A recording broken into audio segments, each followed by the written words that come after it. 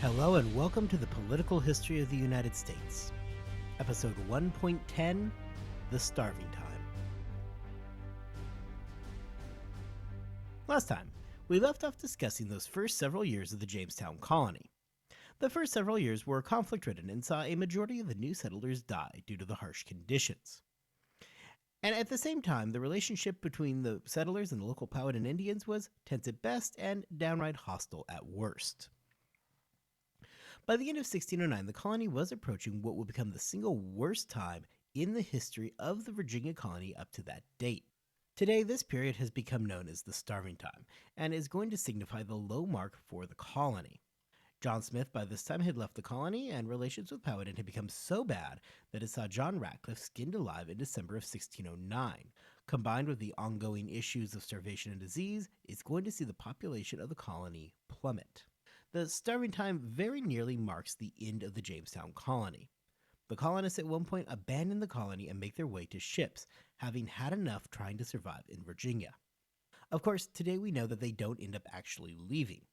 In fact, following this period, the colony will, very slowly at times, turn the corner and begin moving towards something that resembles a viable settlement. For today, we are going to spend our time looking at the Starving Time. Specifically, I want to look at three primary aspects.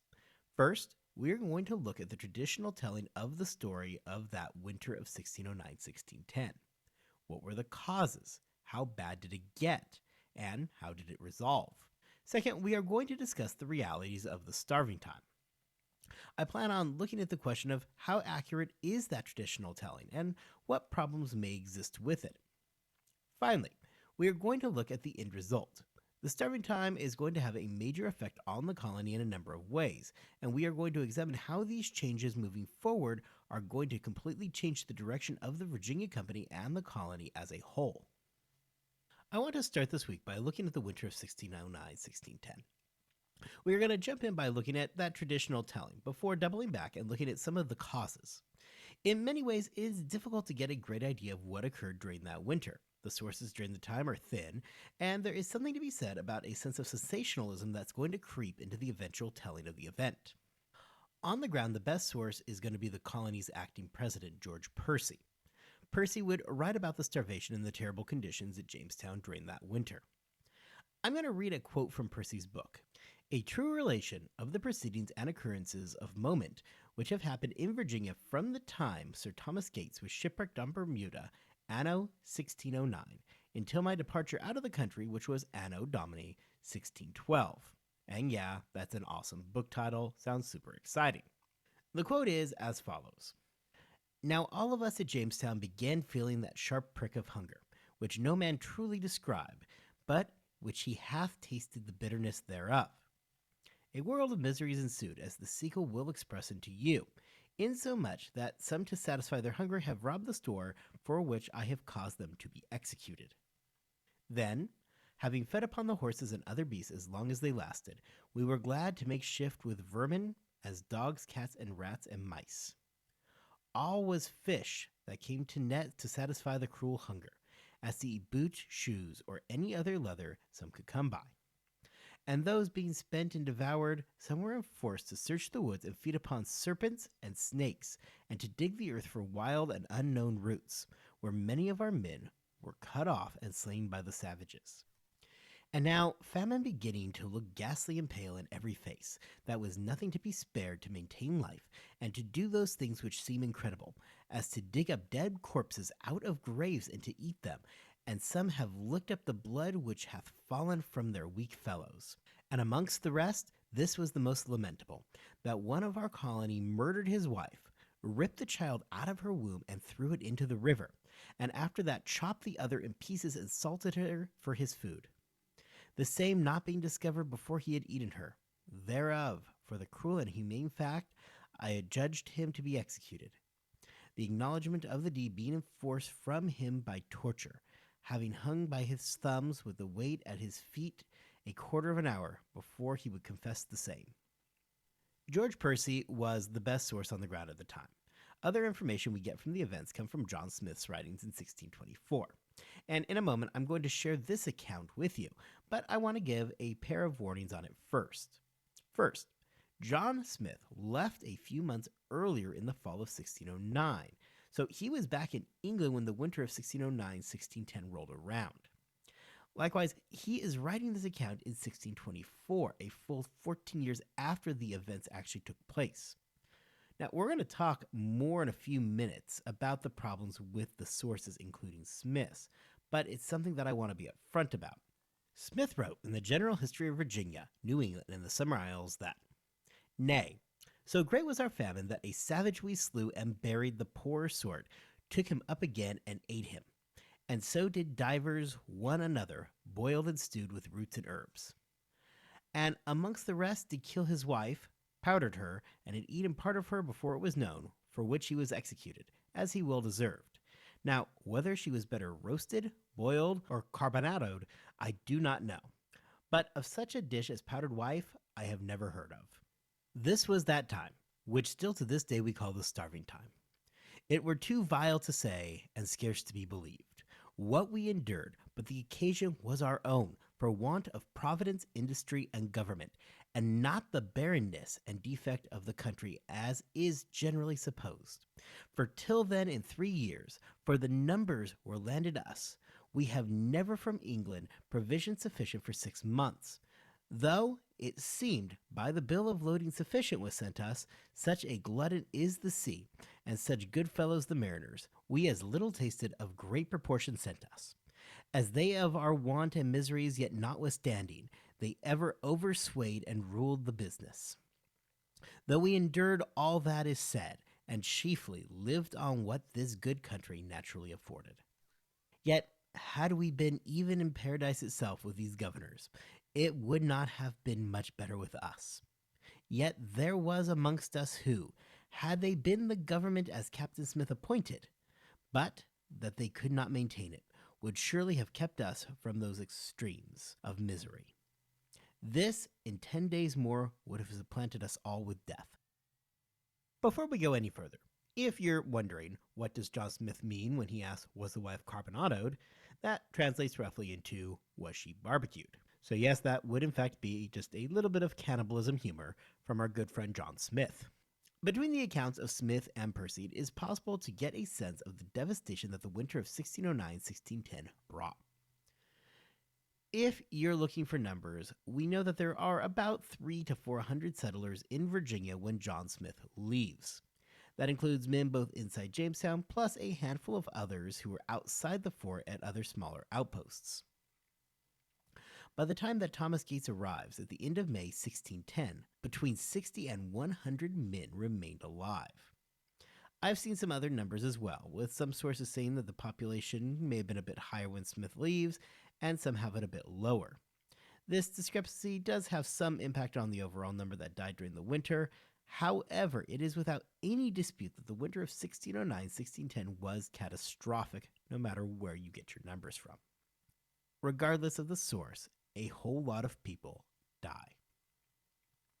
The death toll during that winter very nearly meant the end of the colony. When Thomas Gates arrives, only about 10 of the men out of those survivors were in any condition to work. Time certainly appears to have become short for the colony, and it is not much of a leap to imagine that had there been much more delay in relieving the colony, the entire settlement would have just died out. Based on the accounts of Percy and Smith, we get a sense for how deep the famine got within the colony. Percy mentions eating horses and other beasts before shifting to the local vermin. Percy tells of men digging for roots outside of the fort and eating snakes. Eventually, men begin eating the leather of their own boots. From there, the story takes a disturbing turn that includes exhuming bodies, cannibalism of those who had died, and even a story of a man who grew so desperate that he murdered his pregnant wife and ate her. It should not come as any surprise that during a period known as the starving time that, starvation was going to be a serious problem. However, it is an interesting question to consider that this wasn't the first winter that the colonists had to survive in Virginia. In fact, this is going to be their third winter that the colonists were enduring. The winter was always rough in the colony, so why did that winter of 1609-1610 become so much more serious?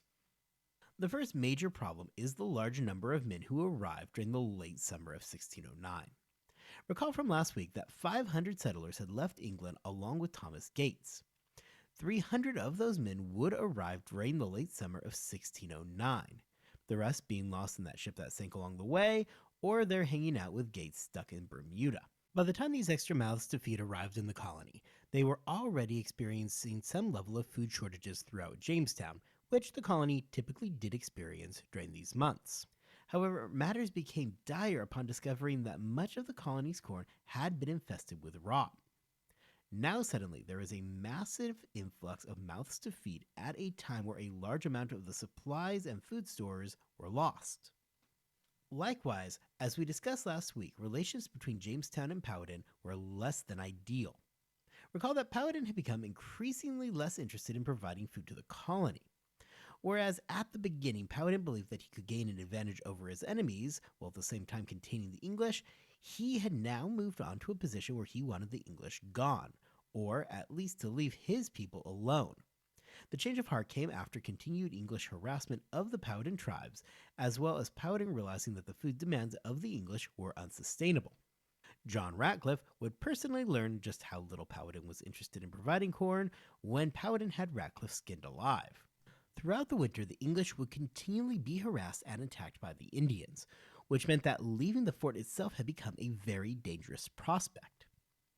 Following the death of Ratcliffe, Percy embraced a design of increased violence against the Indian people himself.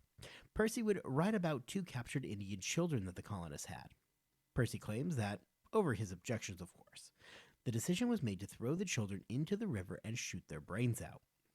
Now, facing a serious overpopulation problem, Powhatan was not going to provide any relief to the increasingly serious famine during that winter. The equation is simple. There are too many mouths to feed and not even close to enough food to sustain them. Finally, consider that the colony during this perilous time was suffering from a serious lack of leadership. Look at the former leadership of the colony for a moment. John Smith, by this time, was gone after suffering an injury. John Ratcliffe died in December of 1609 at the hands of Powhatan. Lord Delaware, the new governor of the colony, was still in England, where he was allegedly suffering from some health problems which prevented him from making the trip. The man that he sent in his place, Thomas Gates, was still shipwrecked down in Bermuda. George Percy was the interim leader of the colony, and while he did the best he could, he was never in a position where he was going to be looking to lead that colony. Between there being that sudden overpopulation problem and a lack of leadership, and those worsening conditions of Powhatan, the colony was in very serious trouble heading into that winter. Add in that extra fact that as people were dying, it inevitably meant that there were going to be fewer and fewer people to do the work that could have ultimately helped to pull the colony out of this tailspin. This only serves to compound the already serious problem that the colony was now dealing with. By the time that Thomas Gates does arrive in May of 1610, he found the colonists in such a state of disarray that he made the decision to abandon Jamestown. On June 7, 1610, Gates, along with the surviving men, abandoned Jamestown. Those leaving the colony got on board 4 small boats and set sail down the James River. Just like that, the experiment of Jamestown very nearly came to an end, as nothing more than a footnote in history. Jamestown would have been just another failed North American English colony, following in the footsteps of both Roanoke and the Popham colony that had come before it. As we know, however, this would not be the end of Jamestown. As the small boats made their way down the James River, they spotted a skiff coming towards them. Lord Delaware had finally made it to Virginia to take over and begin exercising his duties as governor. In addition to bringing much-needed supplies and relief, Delaware brought possibly the most important supply of all. He brought men to replace those who had died in the colony. Now, it is worth noting that Delaware probably should have remained back in England. Almost from the moment he arrived, from the time he left in 1611, Delaware was constantly sick and typically bedridden. Thomas Gates would, for all intents and purposes, run the colony in Delaware's stead.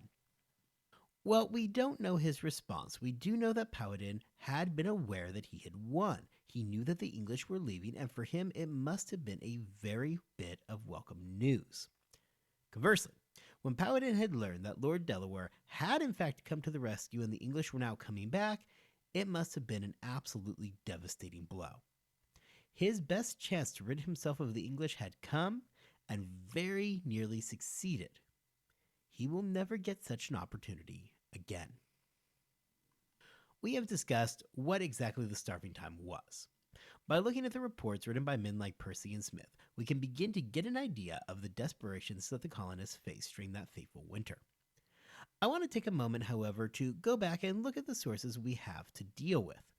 Both Percy and Smith write about cannibalism, something that would become the defining feature of that winter. It was meant to show just how dire things really got. The first thing to state is the obvious. We know that the population had been reduced from 3 to 400 down to between 60 and 100. So we immediately know that the losses were substantial and catastrophic. There is no way to sugarcoat losses of that magnitude. However, questions do remain regarding how widespread and serious of a problem events like cannibalism actually became. Looking at John Smith first, there are some immediate concerns with his telling of the events that winter.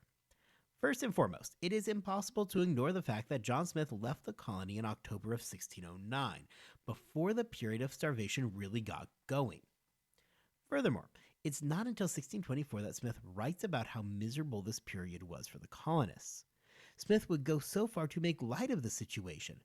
In the portion that I read from Smith earlier in this episode, Smith jokes about cannibalism, commenting on the man who reportedly ate his wife. Smith questions the best way to cook one's wife and jokingly comments that he had never heard of such a dish as powdered wife. Smith may well have also discussed matters with George Percy or may have heard stories from other survivors. However, in terms of first-hand knowledge, this is going to be outside what John Smith could actually provide. Beyond that, however, keep in mind that Smith had a history of writing sensationally in order to sell more books. If you recall from 2 episodes ago, we had discussed the relationship between the English and the Powhatan Confederacy. During that episode, I had discussed how John Smith published his version of the incident between himself and Powhatan, when Pocahontas had allegedly stepped in and saved him, a story which we now recognize as likely a work of complete fiction. As we had talked about, there is virtually no evidence that the events took place anything like how Smith says.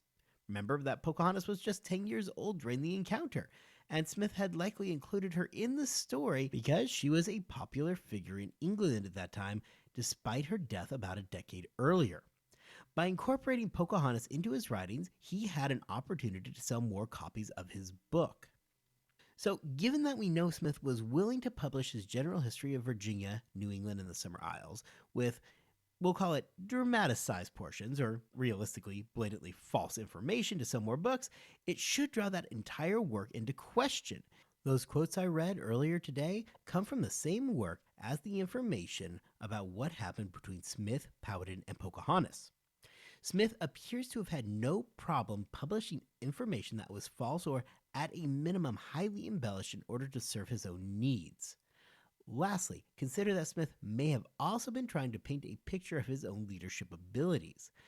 From the perspective of John Smith, all was going well, and then as soon as he left, boom, the people start eating each other. Who does that make look good? Well, John Smith. So then, why bother with Smith's writings at all?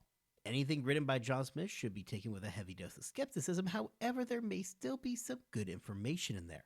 Smith was likely relying at least partially on conversations he had with others who were actually there. Percy would publish his work the following year on the subject. It is possible that Smith and Percy had spoken about the event that occurred after Smith had left, as much of what Smith writes about does seem similar to what Percy would write about in 1625. Oftentimes, it would be tempting to look at it and assume that Percy was basing his work on Smith's prior writings. However, in the case of George Percy, he was the party who was actually on the ground at the time during that winter. Furthermore, despite writing the manuscript to defend his time as governor of the colony in 1625, the manuscript wasn't actually published until 1922. The evidence supports that Percy may well have been writing as a direct rebuttal to John Smith. He leaves the manuscript off by dedicating it to his nephew, before stating that the reason for him to write the book is to address the many untruths that were floating around about Virginia at the time. Based on the timing of the manuscript in 1625 and the fact that Smith had published the year before, it would seem that the part about wanting to clear up those untruths is a direct shot back at John Smith. Finally, please consider that Percy may have also been working here with an ulterior motive. Much as in the vein with John Smith, George Percy is going to have just as much reason to get the blame for the starving time off of himself. This is a bias for him, and it's something that's going to be reflected in his writing. Nobody is going to want to be blamed for most of the colony dying under their watch, George Percy included. Either way, both of our two main sources here are going to have some question marks surrounding them. We are still going to refer to them, however, because they are frankly the best sources we have regarding that winter. When discussing the most sensational talking points from that winter, nothing, however, looms larger than the allegations of cannibalism. Both Smith and Percy write about it, so at least to some degree there were stories out there of it. However, despite the stories in the popular imagination, there is relatively little evidence that cannibalism occurred, and that even if it did, that it was anything more than a few individual incidents as opposed to a more widespread problem. Historians have spent decades debating whether or not cannibalism actually took place in Jamestown, and it is still something up in the air for debate.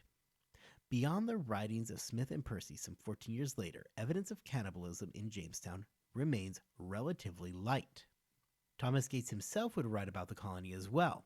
In his writings, he would strongly refute the idea that there had been cannibalism practiced. However, much like John Smith, Thomas Gates had not actually been in Jamestown during the winter. Remember that he was down in Bermuda where he was shipwrecked. It is certainly possible that such events may have taken place prior to his arrival without him actually knowing about it. When Gates does arrive, however, things are so bad that he throws his hands up and decides that, yeah, it's time to bail out on this project. That, in and of itself, could indicate that conditions were bad enough on the ground that something as unthinkable as cannibalism might have actually occurred. Now, adding a new wrinkle to the intrigue, in 2013, archaeologists discovered the remains of a teenage girl who did show evidence of having been butchered and eaten. This is the first direct evidence of cannibalism taking place in the colony. Of course, neither Smith nor Percy wrote about a 14-year-old girl being eaten, which, would have been super helpful in this situation. The evidence suggested that the girl had died from natural causes rather than being murdered, so she does not appear to have been killed for the sole reason of eating her, so that rules her out from being the wife in the tale that both Percy and Smith talk about. This is, however, the first direct evidence that we have of cannibalism in Jamestown. The body of the girl, however, simply proves that there was a single incident of cannibalism. It does not go towards explaining how widespread of a problem it actually was for the colony. Regardless of the veracity of the stories that have emerged out of that winter, we do know that the death toll from it was staggering. Conditions had gotten so bad that the colony was nearing a point of complete collapse when Thomas Gates arrived in May of 1610. So when it comes to the questions of the sources, be it Percy or Smith or Gates, the specific events of that winter, such as cannibalism, are going to remain questions for future historians to work out. And yet, while questions remain as to the veracity of the information we have from that winter, one thing does remain true. The starving time is going to have a long-lasting effect on the colony. In some ways, it's going to change the perception of the English North American colonies entirely. In this fashion, whether it be Smith or Percy, their stories do matter. Especially with Smith, his writings about Jamestown and that winter helped form the impression that so many people had of Virginia. Liar or not, Smith was popular in England and people read the guy's book. I want to end today by looking at what effects the starving time had on Virginia moving forward. As discussed previously, that winter marked something of a symbolic low point for the Jamestown colony. However, it would be wrong to believe that following the winter of 1609-1610, that living in Jamestown really got any easier. For example, jumping ahead a decade and looking at the 3-year period between 1619 and 1622, we see the English send approximately 3,570 people to the colony, bringing the total population up to 4,270.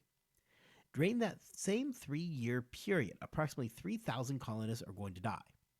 So in terms of a high mortality rate, that is something that is going to continue for some time to come. However, despite the continued high mortality rate, the starving time still does tend to stand out. Following the starving time, we see Lord Delaware and Thomas Gates arrive and really usher in a new period for the colony.